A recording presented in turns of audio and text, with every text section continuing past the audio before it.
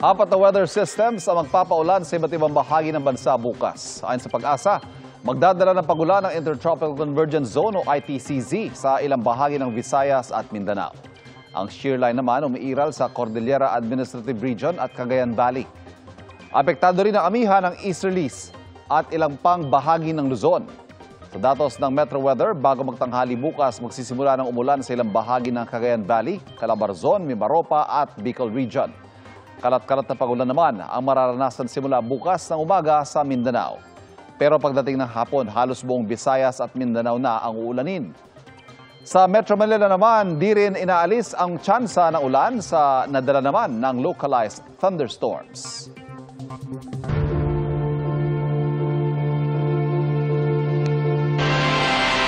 Matapos maglabas ng mga arrest warrant laban kay Zaldico, mga taga-DPWH at SunWest Inc., pinuntahan ng NBI Organized and Transnational Crime Division ang mga bahay ng ilan sa mga akusado. Nakatutok si Von Aquino. Matapos ilabas ng 5th, 6th at 7th Division ng Sandigan Bayan ang mga arrest warrant laban kay dating Congressman Zaldico at mga opisyal ng DPWH Mimaropa at SunWest, agad na nagkasa ng operasyon ng NBI Organized and Transnational Crime Division na nagpunta sa known address ng mga ito. Pinuntahan kagabi ng NBI OTCD ang bahay ng akusadong si Timohen Sacar na engineer ng DPWH Mimaropa, pero hindi rin siya dinatnan doon. Napag-alaman ng mga otoridad sa caretaker ng property na lumipat na umano si Sacar nitong Hulyo o Agosto. Pinuntahan din nila ang bahay sa Quezon City ng akusadong si Dominic Gregorio Serrano, Construction Division Chief ng DPWH Mimaropa. Kasambahay lang nito ang kanilang nakausap na nagsabing hindi na umano ito masyadong umuuwi. Ngayong hapon, tinungo ng NBI OTCD ang opisina ng DPWH Mimaropa sa Diliman, Quezon City para isilbi ang warrant of arrest kina dating DPWH Mimaropa Regional Director Gerald Pacanan at Maintenance Division Chief Engineer Juliet Cabungan Calvo. Kasama ang DPWH security personnel, ininspeksyon nila ang quarters ng mga nasabing opisyal pero wala roon sina Pacanan at Calvo. Ayon kay NBI OIC Director Angelito Magno, patuloy ang pagsisilbi nila ng warrant of arrest sa mga address ng mga wanted. Bine-verify din nila kung nasa Pilipinas pa sila. Tiniyak din ng NBI na handa silang ilagay sa kanilang kustodiya ang mga akusado ng ligtas at naayon sa batas. Mas makakabuti kung sila ay sumurrender na rin, no? Para mas maging maayos ang pagsuko nila at least kung makasuko sila, the court will acquire jurisdiction, and the sooner maka-acquire ng jurisdiction sa kanila, the faster the case will move on. Para sa GMA Integrated News, Von Aquino, nakatutok, 24 oras. Kaugnay na ang paglalabas sa Sandigan Bayan ng arrest warrant para sa mga akusado sa mga kaso kaugnay ng flood control projects, sabi ni Independent Commission for Infrastructure spokesperson Attorney Brian Hosaka. Hudyat ito ng simula ng proseso para makamit ang hustisya. Pwede rin daw itong gawing basihan para mapauwi at mapaharap sa korte ang mga isinasangkot. Pinangangabahan ang pagtaas ng kaso ng sakit na dengue at leptospirosis kasunod ng mga pagbahang dulot na magkasunod na bagyo. Nakatutok si Femari Dumabok ng GMA Regional TV.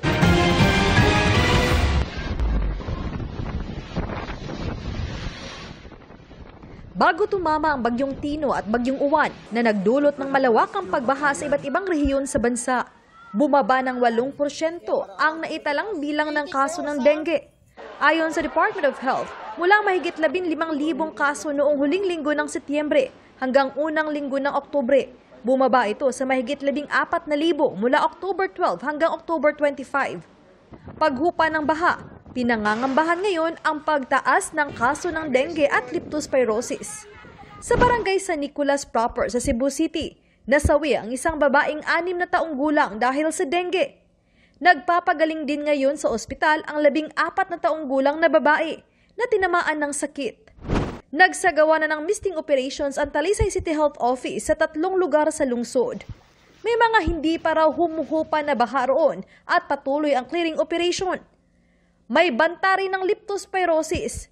Sa pinakahuling datos ng Provincial Health Office, 7 na ang nasasawi sa sakit. Nasa mahigit 100 ang suspected cases sa buong probinsya. Sasailalim pa raw ang mga ito sa confirmatory test. Nagtatag na ang LGU ng Task Force Leptospirosis bilang paghahanda. Wala pang pahayag ang DOH tungkol sa kaso ng leptospirosis. Para sa GMA Integrated News, Marie Dumabok, nakatutok 24 oras. Sa kabila ng paulit-ulit na paalala ng otoridad, marami pa rin namamataang pumaparada sa kahabaan ng Chino Roces Avenue sa Makati at Taguig. Bagaman maluwag ang traffic, namataan ng GMA Integrated News sa may ilang pribado at pampublikong sasakyang nakahinto sa gilid ng kalsada. Sa harap mismo ng isang police station, may mga motor na nakaparada sa kalsada at bangketa. May naglilinis pa ng motorsiklo. May mga nagtitinda ng pagkain sa gilid ng kalsada. Walang otoridad na nagbabantay doon kanina pero dati na silang nagpaalala na bawal pumarada o maglagay ng anumang sagabal sa naturang kalsada. Ayon sa Barangay Magallanes sa Makati na nakakasakop sa bahagi ng Chino Roces, inatasan nila ang kanilang mga tauhan na i-monitor ang traffic roon. Araw-araw daw nilang tinututukan ang sitwasyon. Ayon sa kapitan ng Barangay Fort Bonifacio sa Taguig, inatasan din nila ang kanilang mga tanod na bantayan ang bahagi ng Chino Roces na sakop ng kanilang barangay. Karaniwan daw nilang problema ang mga pumaparada para mananghalian sa mga nagtitinda sa bangketa. Mga kapuso, 33 tulog na lang. Pasko na. Pinailawan ang higanting Christmas tree na gawa sa recycled materials sa Valencia, Negros Oriental. At gawa naman sa mga nakumpiskang tambucho ang Christmas tree at Belen sa Sagay City, Negros Occidental. Narito ang report. 5, 4, 3, 2, 1. Ready na sa Pasko ang Valencia, Negros Oriental. Sinindihan na ang kanilang higanteng Christmas tree at ang kalangitan pinakinang ng makulay na fireworks. Ang Christmas tree na may taas na 35 talampakan gawa sa recycled materials. Ang mga pailaw ay may disenyong music icons. Ayon sa Municipal Tourism Office, paraan nila ito para pagaanin ang loob ng mga residente sa gitna ng may issue sa katiwalian at mga naganap na kalamidad. At speaking of recycled, may ibubuga rin daw ang Christmas tree at Belen sa Sagay City, Negros Occidental na gawa sa mga tambucho. Ayon sa Sagay City Police, mula ito sa nakumpis kanilang mahigit 200 tambucho.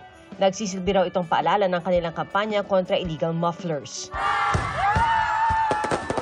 Nagliwanag ang mga disenyo between na buksan ng higanteng Christmas tree ng San Jose City, Nueva Ecija. Tampok din doon ang kanilang life-sized Belen. Nagningning din ang iba pang makukulay na ilaw at Christmas display na nagbigay saya sa mga residente. Ayos naman po, maganda. Masaya mga bata. Maganda, super ganda. May libreng palabas din para sa mga bata at night market para sa food trip.